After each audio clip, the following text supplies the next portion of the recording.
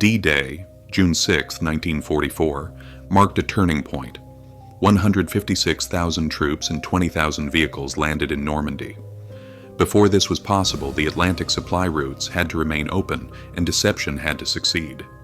Behind it all was a brain, Alan Turing, not a general, but a mathematician and logician, whose ideas, according to historians, shortened the war by about 2 years.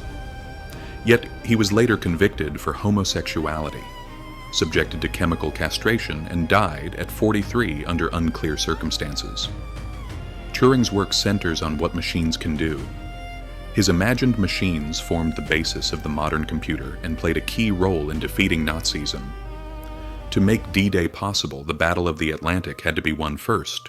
Resupply by sea and neutralizing U-boats were crucial. From Liverpool, this struggle was managed daily. At the same time, German military communications had to be broken, the work of Bletchley Park. Bletchley Park became an unprecedented code-breaking operation, up to 9,000 staff. Turing's ideas, decades ahead of their time, began in Cambridge and Princeton, where he asked fundamental questions about mind, matter, and mechanical procedures.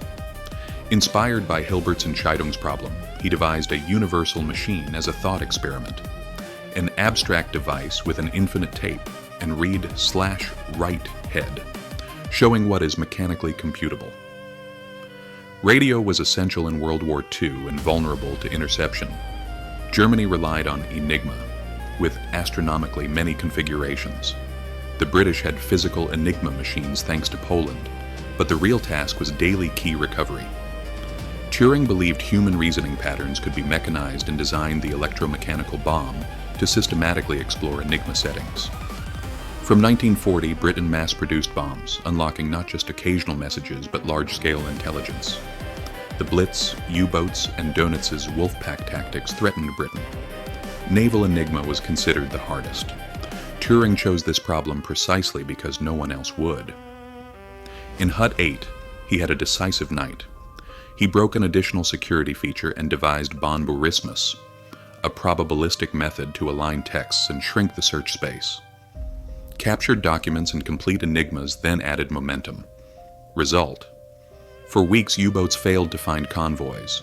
Post-war estimates suggest roughly 20% of convoys and 30% of tonnage escaped destruction due to code breaking, a decisive factor. A new German cipher appeared as strange music. Without seeing the device, British researchers reconstructed its logic and built a replica. In 1942, Turing found a way to crack Tunny. This yielded immediate strategic advantage, notably at Kursk, where Allied intercepts of Hitler's communications informed the Soviets of German plans. The growing volume of Tunny traffic demanded automation. Engineer Tommy Flowers built Colossus, a large-scale valve computer that, from February 1944, processed Tunny at high speed. This enabled precise tuning of Operation Fortitude. The Allies read that the deception worked and that Hitler held forces for Pas-de-Calais, giving the Normandy landings breathing room. After the war, Bletchley's achievements remained secret. Tunny machines ended up with the Soviets, the Cold War began, and Turing, knowing too much and being homosexual, was deemed a security risk. He continued work on early computers, AI concepts, and neural nets, wrote early programs, and became a high-level marathon runner. In 1952, he was convicted of gross indecency and underwent chemical castration.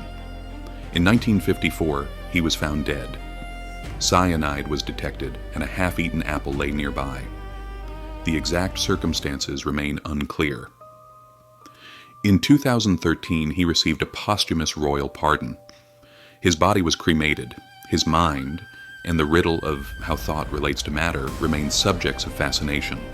If you want more hidden turning points behind the world's icons, subscribe.